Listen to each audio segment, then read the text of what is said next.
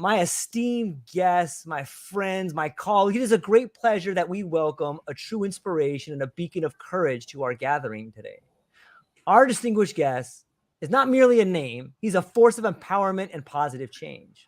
Martin, known as the Courage Champion, has charted a remarkable path as a two-time LinkedIn top voice, a prominent entrepreneur, and a leading inspirational speaker. His journey is marked by a commitment to making an indelible impact and achieving unparalleled business success on LinkedIn, a platform that has become a global stage for his transformative message. In the ever-evolving landscape of media, Martin's insights have been sought after and celebrated. His presence has graced the pages and illustrations, publications such as CNN, The Guardian, BBC, World, ABC, SBS, underscoring the universal resonance of his mission. But his contributions extend far beyond the digital realm. He is the visionary founder and CEO of the groundbreaking not-for-profit organization, the World Gay Boxing Championships, with a mission to disrupt hatred, elevate LGBTQIA+ participation, and catalyze change within the sport. Martin orchestrated the world's first boxing competition for the LGBTQIA+ community and allies in February 23, coinciding with Sydney World Pride. His work is a testament to his unwavering dedication to inclusivity and diversity. Martin, thank you for being here, my friend. Man, what an intro. It's like, wow. You say, hey, I'm meeting you to my mate Marty. And then you go, here's Martin. And I'm like, what do I say? How do I react to that? What an intro, my friend. Well, the truth is, I'm just trying to soften you up because word on the street is you might have something coming up, man. So I'm trying to be as kind as I can to coax it out of you. It's easy being the boss, knowing something, but you can't tell other people what it is yet because of timelines but there's been months of conversations and planning, and I learned early in my career about keeping your own counsel, about when to say things, and there's a time for everything. But let's just say, might be holding another World Gay Boxing Championships. It's not in Australia. It's going to be very different. So, part of my background in psychology is to talk to people and then try to get them to say things as we go through the conversation. So I'm going to be utilizing some of my technological, philosophical probes here, try to get you to slip up. Just throwing that out there for all my listeners, and we'll see if I can get it.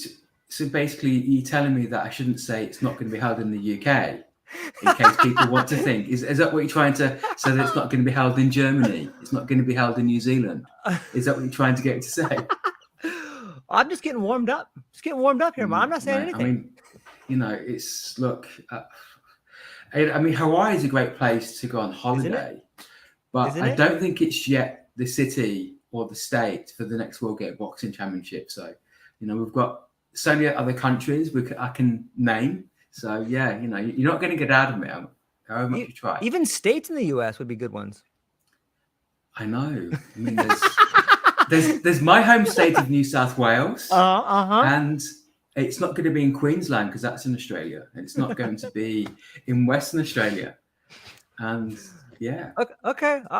To be continued here. Let me jump in with something right here. I'm going to shift gears, and as someone who's known as the Courage Champion, maybe you can share with my audience who may know you, who may not know you, though. Can you share a personal experience that taught you the importance of courage in your journey? Right. So the first thing I'm going to do is I'm going to acknowledge the traditional custodians of the land where I currently am, the Gamma people, and pay my respects to elders past, present, and emerging. And I'd like to extend that respect to all Aboriginal, Torres Strait Islander, First Nations people. My pronouns are he, him. Now, many people know that last year I had very bad depression. I mean, I've had depression several times in my life. It probably happens about once every 10 years. And I had tremendous support from my Aboriginal friends here in Sydney. I go along to a men's group called the Banner Group, which is a group for Aboriginal men, but it's open to everybody. So I went along to UN circles, and I had people there to support me. There's a guy called Buddy Oldman. He's a proud Wiradjuri man who lives in another part of my state. In a few months' time, he wants to be breaking the world record for punching a boxing bag, breaking the Guinness World Record. So really, I've seen courage throughout my journey in time here in Australia from Aboriginal and First Nations people. So that's really, I grew up in the UK, but I'm a proud Australian, and I'm proud of the welcome that I've received from First Nations Australians who've been so courageous and inspired me with their courage. So that's the first thing for me, and that's what I've never really spoken about before. Yeah. So, well, so it seems to me that like there's been a lot of people probably that we both know and scores of people we don't know that suffer from depression. Was there something that some sort of wisdom or something different that you learned from going to this group than maybe a traditional group? Just the ability to actually share and talk in an environment where everybody is supported and welcomed. So when I'd had depression previously in the corporate world, it hasn't always been that supportive. You know, it's smoke and mirrors. It's a policy, but really how supportive is it? So I had, as an entrepreneur, I wasn't working because I was organising the boxing competition. The trolling I had, having to go to the police twice because of people who should know better, but having a group to go and speak with, but having friends who would check in with me, go for walks. That was the difference. It's the courage to be vulnerable, share stories. I'm a big believer there need to be spaces for people to go to. People may see that as a safe space, a place of strength, but just having somewhere to go to where you can talk openly, be supported, share stories. And that was vital for me. I had such a support network this time when I've had depression. And that helped me through more than anything else, whether through counselling and antidepressants. It was actually the support network and the courage of others to be there for me when I needed help the most, whether I knew it or not. I love that. You know, I agree that the power of storytelling is something that it seems to have been lost in the world of Western medicine and Western corporations and things like this. But it's so powerful because sometimes the reason we find ourselves in these predicaments is the story we're telling ourselves. I'm wondering, talking to these people and listening to stories, were you able to reframe your own story? Was that part of the healing? What it was just being able to validate my story. Okay. And go through the challenges of organising the boxing competition. It was so stressful. I can't underestimate the actual stresses of trying to do something groundbreaking. But having that environment where I can just be me, and people help solve some of the problems, and just be there, you know, be the guiding light, and sharing their stories, and having those moments where I can just be, you know, I'm having a really bad day today, and just having that while still achieving greatness. So that was the difference. Now, you just mentioned Western medicine. I'm a consumer advocate for North Sydney Health Local District, and I've been on their board consumer committee for the last 5 years, and I can tell you, storytelling is an integral part of improving the healthcare system. And I was at a forum a few days ago, spoke on a panel where there's all these things about co-designing.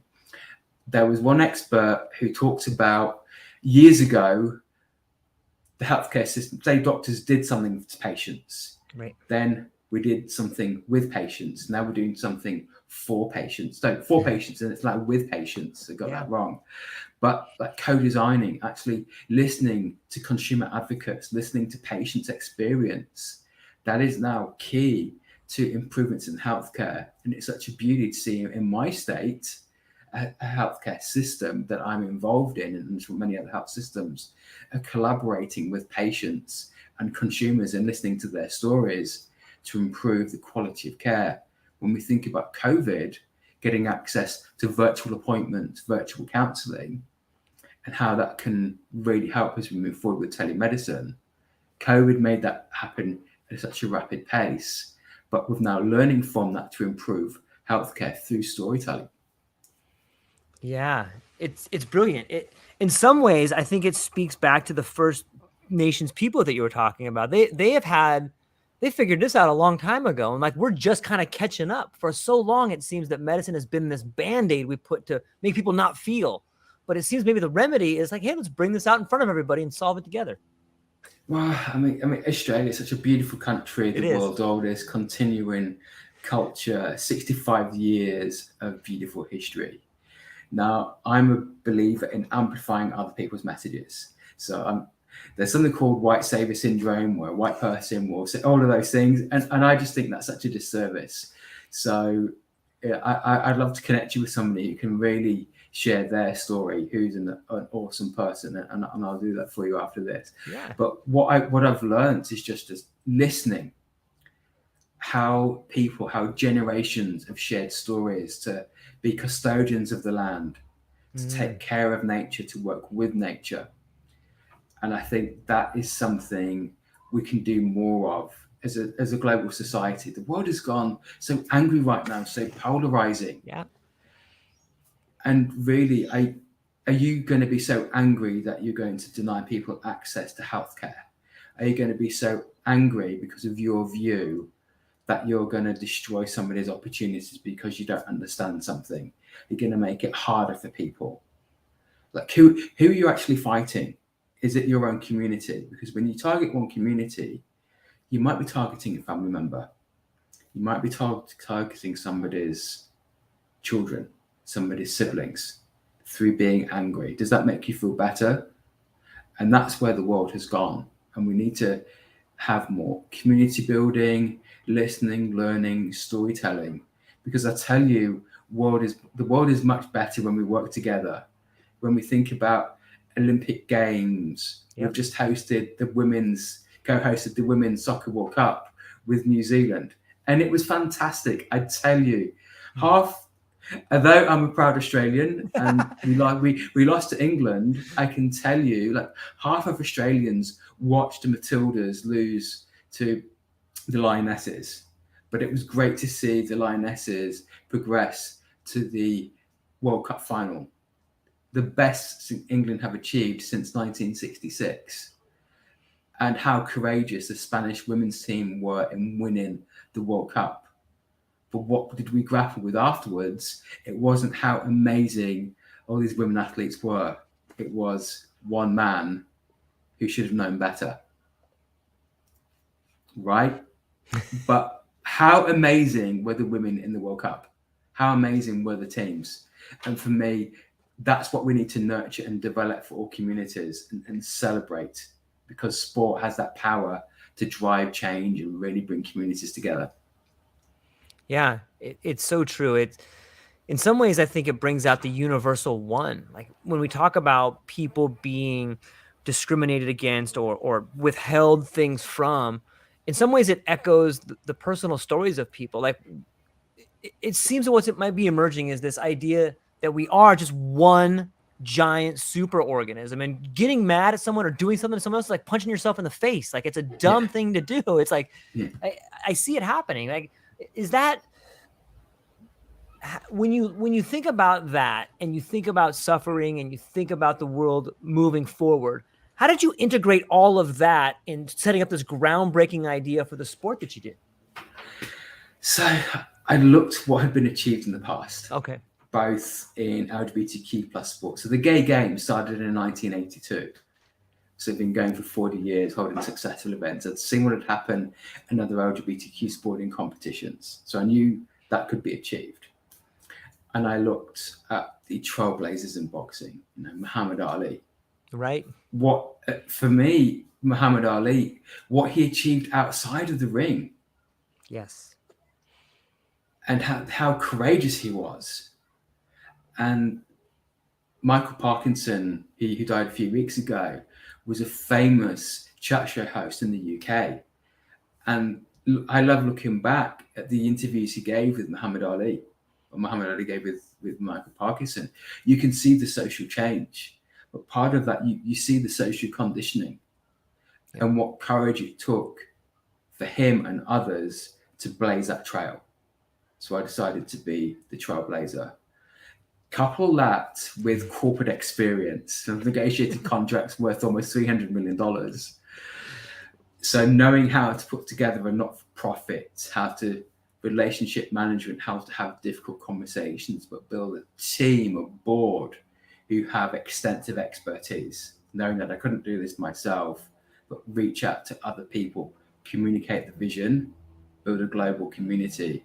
That was where my courage came in, my professional skills came in, but I also knew what had been achieved by others. So it's really learning from history, learning from the present. I suppose my own present, and the future is what's created, and that's the impact. First off, those are great people to look towards to create a great future. We got to look back to the people behind us in order to see where the road is. And as we do that, earlier in this conversation, you were just about to tell us where the new games were going to be held. I know, and it's not in Honolulu. Damn it. All right. Well, let me ask you this. So you've spoken about establishing meaningful connections.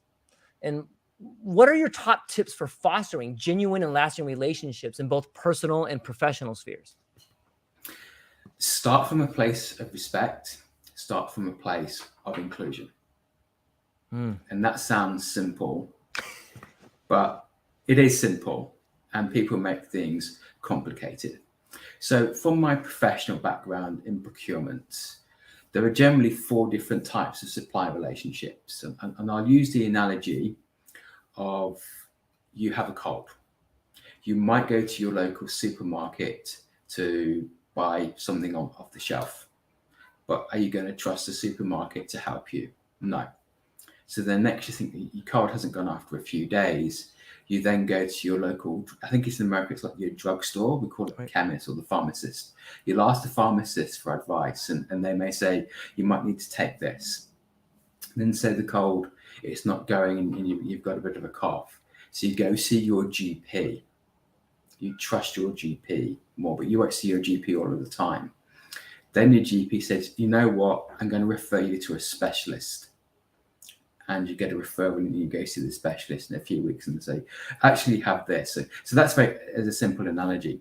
So really in procurement, 4 types of relationships, those strategic partners who you need day in, day out.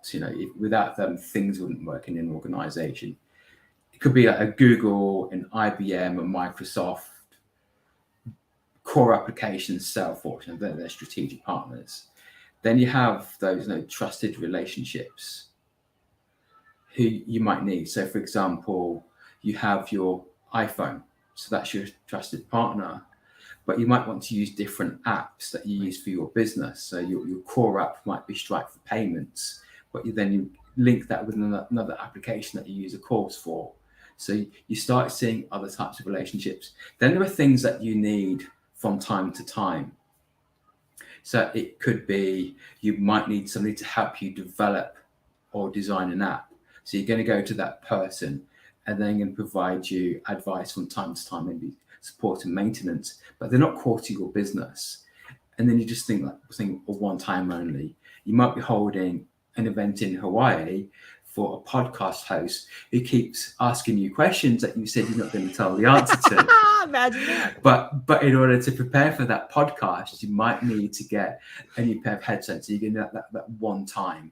So think about the type of relationship that you need or they need. What problems do people need solving? How are you going to address their pain points? How can you add value? Then you can start thinking about making it meaningful, because it needs to be meaningful to the other person. Now, in a B2B perspective, you think about your core offering. How does that align with other relationships that exist? How many times do you get a connection request on LinkedIn? Hey, you can sign up to my 6-week coaching program. It's going to cost you $10,000. Really? They've made no time and effort, versus somebody who said, you know what, I've been seeing your content for some time. I would like to connect with you because we might be able to help each other through referrals. Now that happens quite commonly. And sometimes those relationships that you form can be life-changing, really opening up doors. And you can do that for them and the other person. So that's where the meaningful relationships come in. And you start from a place of respecting another person. I'm sorry, you have no idea what I am. Why am I going to spend $10,000 on a coaching program for? But start from a place of inclusion. I haven't done any boxing training for several months because I hurt my back. But by awesome boxing coach, very inclusive, I'm going to feel comfortable referring other people to my boxing coach because it's very respectful. So that's really the key of this for me. I think it speaks to the idea of relationships as currency. It's a fascinating concept. Maybe you can elaborate on that a little bit. So we think about trust. Think about trust, how it's essential to have trust. So when a corporation has done something wrong and they tell people about it, hey, our systems went down because of this. You need to check your banking details. It's annoying.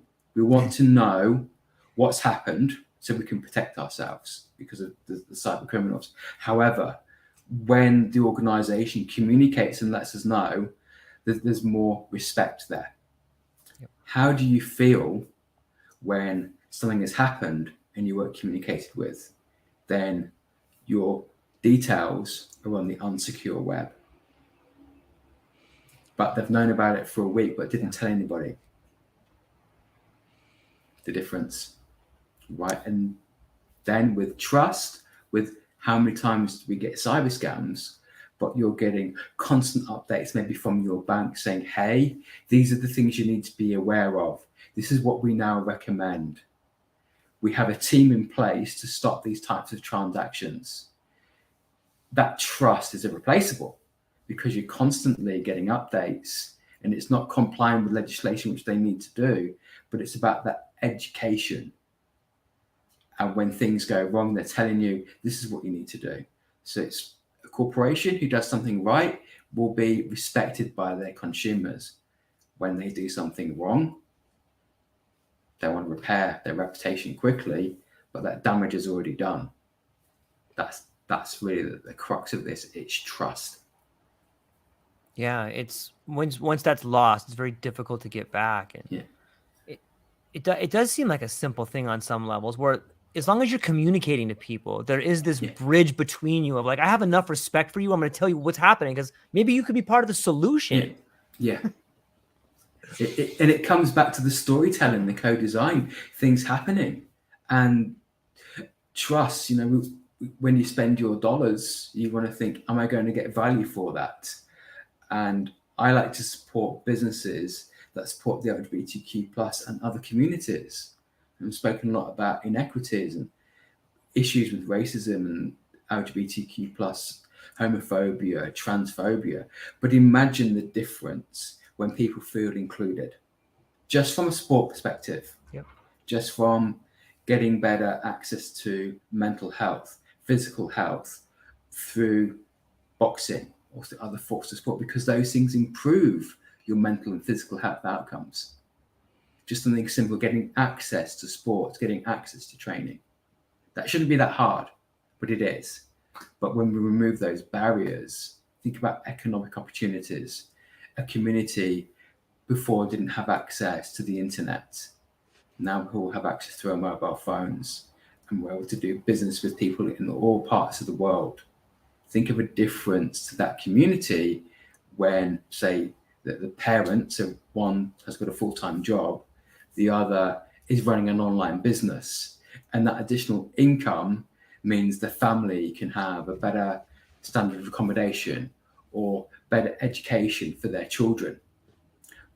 They're now spending more dollars in their local community, so they're now empowering more businesses. So I'm a big believer in actually supporting local businesses because they empower the community. And that's where I'm really disturbed by what people are saying is woke. I don't know what woke means. Are you against homophobia? Are you against efforts to reduce racism and homophobia? Because you shouldn't be. But the impacts of racism, the impacts of homophobia and other forms of discrimination are so profound. If we remove those, what benefits to everybody would there be? Yeah. You know, it's when you think about the economic impact that an event like that can have, it's mind-blowing. You know, I often think of the Thrilla in Manila, which is a great spot for a boxing organization. It is, yeah. It was a great fight. I'm just saying. I'm just throwing that out there. It was a really good fight. It was a really good fight. It was a really good fight. Well, okay, so if we here's another part that I think speaks to this, and it's this idea of vulnerability, communication, and integrity and honesty. And that's something else you do, is building online. Like, if I look at the community that you've built online in front of everybody, this is kind of a newer thing too, where people are beginning to build things in front of people. And because you've been successful at it, and so many people are trying to figure out how to do it, and you've been very honest with, hey, I messed up here, I could have done this better here. I think that really leaves awesome signs for people to follow. Can you speak to this idea that's emerging of building online? So, attention is the new oil is a phrase that really resonated with me. So, if we think about influencers, followers versus people we want to follow, what following do you have rather than how many followers you have? If you're being authentic, it comes back to the storytelling, relatability, authenticity. They build trust. So 80% of B2B decision makers are using online content to help in their decision-making process for their buying process. Recommendations, referrals. You think if you have people you know, like, and trust refer to you through a LinkedIn recommendation, how much currency that has, because we trust what other people say. So start from that perspective. I recommend something called the MC1 Success Formula, which is your message and your content equals your relationships, opportunities, and networks. So Simon Sinek, it starts with why. It resonates with so many people. And through his content, that TED Talk where he's just drawing circles on flip charts, we all remember that. And then how many relationships has that opened up for him? How many opportunities has that opened up for him? How many networks has that opened up for him? But through his TED Talk and message, how many other people have had relationships, opportunities, and networks because of that? So if you have a very simple, clear, and consistent message, you build a community around that through your content. Content isn't just posting videos or carousels. It's how you communicate. It's how you show up, how you comment, how you message, how you go to networking events. That's how you start to drive and build success, and you capture the right type of attention. And that's what people, they started doing that, as there's going to be more digital disruption. AI is being used more and more. For me, AI isn't there yet. I've got something in ChatGPT. I don't like how it sounds. On LinkedIn, I can see who's used ChatGPT in their content because it doesn't sound like them. But ChatGPT is great for research. AI is great for actually helping diagnose things in various formats, or helping you maybe edit something or analyze something. Technology should always be there to help people. It should never be the other way around. And then technology will replace functions that people do, but it should free us up to do more and more. But if you think about your message, your content, and how you maybe use AI or other platforms to do that, never lose your soul, never lose your core message, who you are. Because AI can't replace you going to work. It can probably replace some of the things that you do, but it can't replace a conversation you have with a friend. Yep. You can't replace people. It's like the ultimate decoration. It can really make you illuminate the path going forward, but it's never going to walk the path for you. No. That in AA can't replace the host city for the World Gay Boxing Championships. It can't create an event in Paris where it's not going to be. But it could give you a list of potential places. What did it give you? It gave me Paris. It gave me Melbourne. It gave me cities where it's not going to be held. It gave me Honolulu. So I'm actually thinking if I take the first letter of all the places you've named, people will figure it out. Maybe, yeah.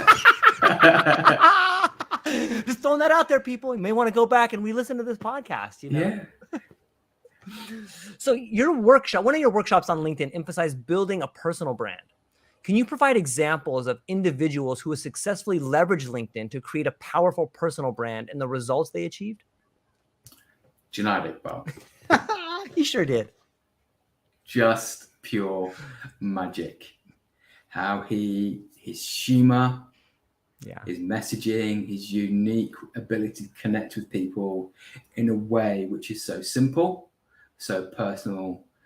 I've just come off his weekly live visit consulting room, does really well. He's just gone out there, he's been himself.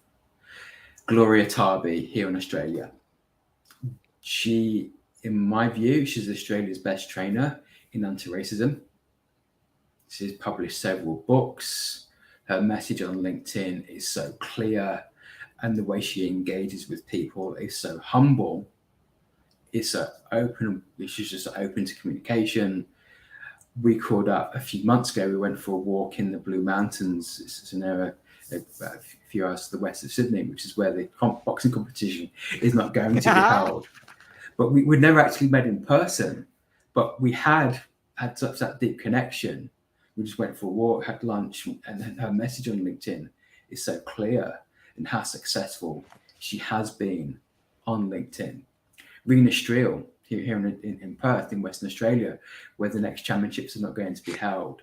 Her online presence is amazing, and she's been using AI in some of her content. And she has such a simple way of connecting a message and resonating with the audience.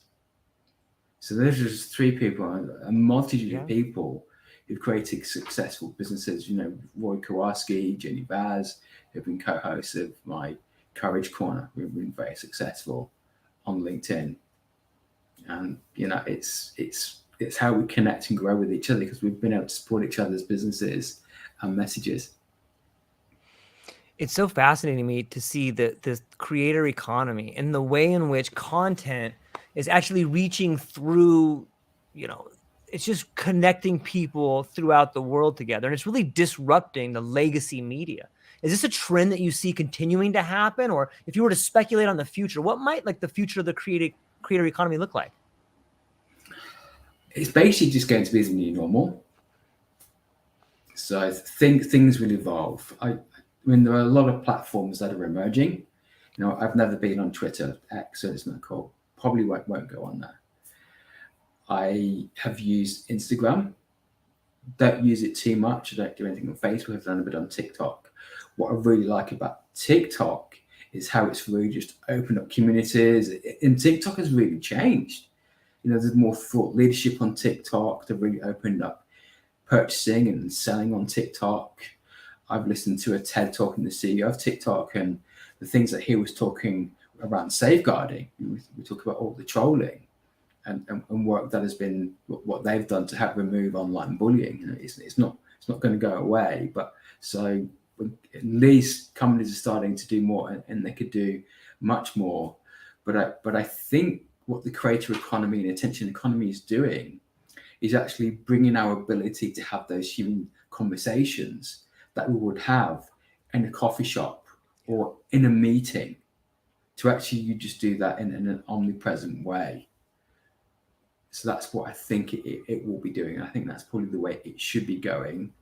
And if you do it well, you'll get a following rather than followers, because it's vanity metrics. Well, you may get a dopamine hit, but really on LinkedIn, they don't pay the bills. They may do for some people, but it's actually the connections you make. It's the relationships that you make. Because after 15 years in tech procurement, I can tell you, if somebody said, I've had 100,000 followers on LinkedIn, is that going to get you an appointment? No. But if you had a good following and the CIO was seeing your message, was seeing your content, and you wanted a meeting with that CEO, and you had a mutual connection, you had that relationship, you reach out to that mutual connection. Hey, I'd love to meet with the CEO. I think I can help them. I bet you that person will be able to get you that introduction through the door, and that CEO will look at your profile and will make, yes, I want to meet with this person. That's what people maybe don't fully understand. Yeah, I don't think I thoroughly understood that. Thank you for laying that out there. Yeah. It's wonderful, and it's amazing to see it unfold that way. And isn't that LinkedIn has a different type of business model? They're not really ad based. They're more like subscription based, right? And people are paying for that. LinkedIn's business model is subscription based. The corporate training. So obviously corporations will sign up to LinkedIn, and their ads as well. What LinkedIn has done very well is, in their recent changes to the algorithm, is allow people to focus on building their network rather than just trying to go viral. LinkedIn don't want you to go viral. The phrase which resonates with me is content grounded in knowledge and advice. So think about, you operate a marketing business, and it's a niche marketing business that helps chief marketing officers establish their presence and brand and become a trusted authority. And you only work with chief marketing officers and people aspiring to be a chief marketing officer. So that's your target market. Right. So with LinkedIn, what they're saying is focus on that target market.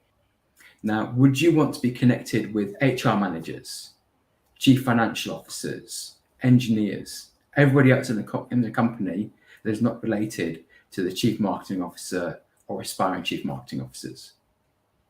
Because you're missing out completely. Whereas if you focus on helping chief marketing officers and aspiring chief marketing officers, that's who you focus your content for. That's how you start to build relationships. That's where you're going to be more successful. Now, your expansive network may have access to chief marketing officers and aspiring chief marketing officers, and they'll see your message and your content. They can be your referral network. They can be your people who connect you to the people you don't yet have access to.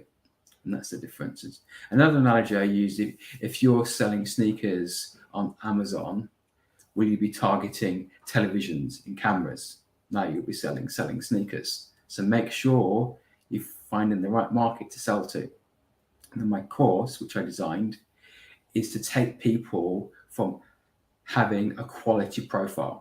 The basics, a solid profile. If your profile is all over the place, people won't know what you stand for. Having a clear message, the MC1 formula, having quality content, and then how to become a trusted authority, and how you sell through your content through the customer roadmap, awareness, consideration, deciding, retention and advocacy, and then how to find and influence decision makers and generating those warm leads through your network. So that's what I've designed in my course, to help entrepreneurs, business owners, sales professionals, anybody really want to enhance their presence. That's what I've done. And in speaking my course, I'm going to give you a prize of a city where the World Gate Boxing Championships is not going to be held next time. I was just going to ask if you used your funnel to figure out where to be. So when you put together these courses and you help out a lot of different people, do you ever find that you right now? I'm sorry. Oh, that's okay. How about now? Is my mic on now? So I'll continue. I'll continue speaking. Okay. As a speaker, when things go wrong, this is the thing to just How about continue talking. Yes. What I love about technology, when things go wrong, you just keep messaging. So I'm going to message. Yeah. David. Anything now? Check. Nothing? No? Oh, man. Yeah. Right. So I can hear you fine. Man, nothing now. No? No. Right. I'm going to name a couple of other cities where the championships are not going to be held. It's not going to be held in Buenos Aires or Rio de Janeiro or Sao Paulo, even though I love Argentina and Brazil. And it's not going to be held in Manchester, Birmingham, Leeds, Berlin. So it's not going to be held in Europe. So I'm going to leave it at that. So I've just got a message saying, shucks, I'm all plugged in. So one thing that I might be able to do is actually seize ownership and take over this podcast and say things about George that he might not be able to get back because I'm not sure if other people are hearing what he's saying. Hello. So, nothing now. George, he was very cheeky in an intro, not getting my permission with this video that he produced about me and things about boxing, and making a cartoon out of one of my posts and taking things without my permission. So if we were to do the same for George, what would it be about? Now, I had yellow hair in my first boxing fight, and it was a yellow mohawk. And people have called me Tintin from that. So I'm thinking we could get George training for the boxing championships. And I reckon he would be cool to have a blue mohawk, because I just think he's got that specific blue character. So I reckon I can get George in a blue mohawk. And what weight division would he be? Now, if we can get him carb loading, lots of carbs, doing lots of weights, bulking up, we can get him fighting Mike Tyson. 130 pounds.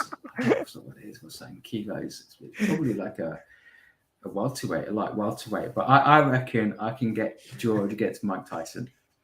And I reckon if we said, Mike, George has been really mean about you on his podcasts, has been saying all of these things. If I were you, I'd be having a few words with him at the weigh-in and also in the face-off, because I think some of the things that George... I ought to fight Floyd Mayweather. So this is where it comes to the attention economy, because that's what Floyd has done really well. He's created such a business outside of his brand, and he fought Jack... I can't remember the name of the UFC fighter. Well, I should know. McGregor. Yeah. He fought McGregor, and he fought Jake Paul, Logan Paul. He might have fought both of them. So what he's done very well is build his business through the attention economy. Now, some people may not have approved of those fights, but they were a commercial success. And I can tell you, as an amateur boxer, people have criticised influencers getting in the ring, but just seeing that the standard of having of Logan Paul and Jake Paul, the standard that they're boxing is very impressive. So I'll give them their dues. Would I ever have one of those fights? It's interesting, because one of the things for the next championships is maybe seeing if we can get some creators in there. So that's one thing. Can I hear you? How about now? Can you hear me now? I can hear you now. Yes, I can hear you now. I'm back. Did you purposely mute me so you could do that? I did. I did. I did. Did I draw out where the fight was going to be, and now you're upset? You did. It's going to be you fighting Mike Tyson with a blue mohawk. I would wear a blue mohawk. I'd get in there and fight a little bit. Yeah. I don't know how well I'd do, but I'd throw some punches in there if I had to. Hey, what was it like transforming? I read a little bit about the transformation it took. You had never boxed before. You fell in love with the sport. Maybe you can speak to that transformation with mindset, body, and overall reality building. So many people have heard my story. I'm going to give a very short background. So please. In 2006, I was in 2 comas because I had gallstones blocking my liver. During my time in the 2 comas, I had these dreams, which became living nightmares, and there was a cause of PTSD. I had a tracheotomy, which is my worst fear. I also have the rare autoimmune condition, Addison's disease. So my body doesn't produce cortisol. So cortisol is your body's stress-producing hormone. So imagine if you had a major infection, a major illness, your cortisol levels go like this. My body doesn't produce cortisol. So what I need is I have to take replacement tablets. But when I get sick, I can get very sick. An analogy would be a marathon runner not being able to drink water as they're running through the marathon. They wouldn't survive very long, probably. So at the end of 2017, I almost died from Addison's disease, and that experience brought back the memories of being in the comas. And to help combat the PTSD, I underwent self-defense training and boxing training. And I describe it as boxing discovered me. fell in love with the sport. And for me, that was empowering. It was courageous. Boxing taught me that I mattered more than I was giving myself credit for. I was telling me you could throw anything at me, I'll just deal with it. So it gave me that sense more of that self-respect. It gave me a platform to share my voice and courage. I describe it as a butcher becoming a vegan. Imagine somebody goes hunting, becoming a vegan, or vice versa. So that's like how I describe the transformation. I love it. It's a great way to see it and to get to experience both sides of it. In some ways, I think it develops a coherent relationship with violence because we are violent in some ways, right? How I see this is really about channeling how you channel your energy. Right. So it's so empowering to focus on the bag, to focus on the pad, and to actually really control your emotion and to exercise fear. You're scared of something and you can really focus. And for me, that's what boxing has given me. Also, it's the respect that you have for the person you might be sparring with. We touch gloves when we spar because it's sign of respect. We hold the ropes up to allow the person to enter or exit the ring. We go to the other corner at the end of the fight. Well done. What a great fight. There's that immense respect. There's also the respect that you find where you train your boxing crew, people who are there for you. So, yes, it's a violent sport. However, for me, it's the one thing that is absent is the violence and the violence that you may see on the street, because it's about respect. It's about supporting others. It's about empowering yourself. It's about working through barriers. You've probably come across countless examples of where somebody was probably on the wrong road, maybe going on the criminal road, but they started martial arts. They started boxing training or something else, and it gave them that self-discipline. It gave them that psychological strength, that self-respect. And you could do that through other media. It could be art, it could be design, but finding your thing for you that gives you that impetus, really. And for me, that was boxing. For me, I'm a big fan of language, whether it's words or whether it's symbols, but isn't there a beautiful form of language that you can find not only in dancing but in boxing, or maybe just in body movement? Have you recognized that as well? Absolutely. You think about ballet dancers would make great boxers, and boxers would make great ballet dancers. Mike Tyson, Muhammad Ali, float like a butterfly, sting like a bee. It's a light movement, and you have in the hips. Let's move your hips and all of those pieces. Yeah, absolutely. But I really enjoy watching amateur boxing because 3 by 2 minute rounds, 3 by 3 minute rounds, you really see the skill. You see the precision. You see the focus.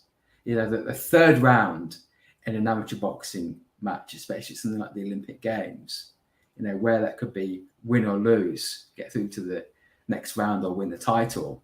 It's like, wow, so much energy. You see the passion, you see the skill, you see the determination, because you have such a short period of time to win. In the professional rounds, you might have 12 by 3 minute rounds or 8 by 2. You have a longer period. But in amateur boxing, it's 3 rounds. It's the third round. More often it's won or lost. And for me, that's excitement, because you see their passion, you see their skill, but you see the crowd getting behind everybody. Yeah. What do you think would happen if we took Floyd back to the days of Sugar Ray and Hearns and Hagler? You think he'd hang? You think he'd hold his own with those guys? Yes, he would. He just has that. He's got it. He's got that innate confidence. We've seen the commercial success, the business success that he has had. Yeah. He's one. He might be one of the great. He's without a doubt one of the greatest. I mean, his record reflects that, and his style, and the fact that no one can really even hit him is pretty amazing. Yeah. So one of my absolute boxing heroes right now is Chris Eubank Jr. he won against Liam Smith a few weeks ago. Now, watching the homophobia that Chris Eubank Jr. was subjected to in the pre-bout press conference earlier in the year, Liam Smith, who has apologized and acknowledged and accepted the apology, insinuations that Chris might be gay. Chris spoke out, wore a rainbow flag at the weigh-in, was a proud ally. At the end of his first fight, it was around February with Liam Smith, a spectator, this is not a fan, a spectator was able to make it ringside and call Chris the F word, puff, and the C word. So this is the impact of hate. So here you have an amazing straight male boxer being subjected to homophobic abuse. Here we have a straight male boxer standing firm, being such a huge ally, proud to be an ally. I can't tell you what that means to me as the CEO of the World Gay Boxing Championships. And I can't tell you the difference because I know people who will be champions in the years ahead who just want to fight, based on who they are. But I don't think any boxer, any straight boxer would not be impacted if they were called, I'll say the way, if they were called a faggot by the crowd for 12 by 3 minute rounds, if everybody was shouting faggot at them. Imagine if you went training and that's the abuse you were getting. In everything else. And, racism, people get such horrific racist abuse. Imagine having to put up with that. I don't think anybody would survive. I don't think they would thrive. I don't think because really the expectation is that you must put up with that to be successful. That's nonsense. Not enough has been done to remove that abuse, whether it be homophobia, racism, transphobia. And that's a problem I want to solve. Imagine the difference. And we've seen Floyd supported with people being supported. Fantastic. We accept you for who you are. We want you to succeed. The difference. The crowd. Not faggot. We're fans of you. Awesome. Well done. Go for it. You're in your corner. Your difference. Right. And that's where hate is right now. Because too many people finding it acceptable for that abuse to be given, and not enough people find it unacceptable to stop that abuse. That's why things keep happening. Do you think events like this, in some ways, by putting it out in the spotlight, make more people accepting of it, or does it make it worse in some ways, or is it both? No, more accepting. Accepting. Good. Yeah.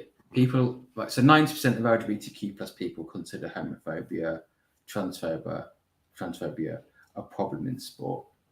We can participate in sport at half the rate of the wider population, anywhere from 5 to 20 times more likely to attempt suicide. That's some stats, and the abuse that I've had online, the abuse that I've had myself, and I can deal with it, a courageous guy. And I tell you, I had to come off social media for 4 months because I was at the point, that abuse that we're getting, it was mild compared to other people, wasn't good for me while I had depression. Yeah. Now imagine, people have been physically attacked in the community. So if that problem isn't bad enough, I've had things such as, oh, you're segregating the community, you're making the problem worse, you're the reason why there's a problem in the first place, right? If people don't understand why there is a problem in the first place, then I'm sorry, that's their issue. Because there are so many allies, there are so many supporters, there's so many people who have had this conversation and they go, I understand this. Because I've said on countless interviews, I want the reason I set this up to stop. So I no longer need to have the World Gay Boxing Championships. It may continue in future forms, but I want the reason for it to no longer exist. The reason why we need LGBTQ plus included sporting events is because there's homophobia, transphobia, racism, etc. That's why you have women-only classes. That's why you have things, because people want to feel safe that they can train. So I think what you're trying to say is the next event's going to be in Vegas.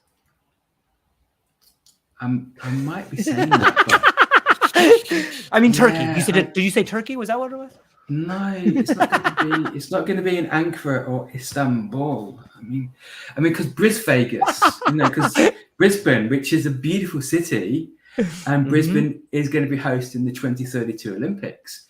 We call Brisbane Vegas. Now we might hold it again in 2032 in Brisbane. No. You're not going to tell me, are you? I'm not. No. Well, it's not from lack of me trying, Martin. Yeah. I think there's a code in there somewhere. There is, and it might be slightly different to what we held in Sydney. It might be doing things in a slightly different way, but just not going to share. How dare you come on my podcast and tease me with this? Well, I love it, though. Mate, let's face it, that this is now my podcast because you decided to unplug and leave me with an audience watching so that I could speak.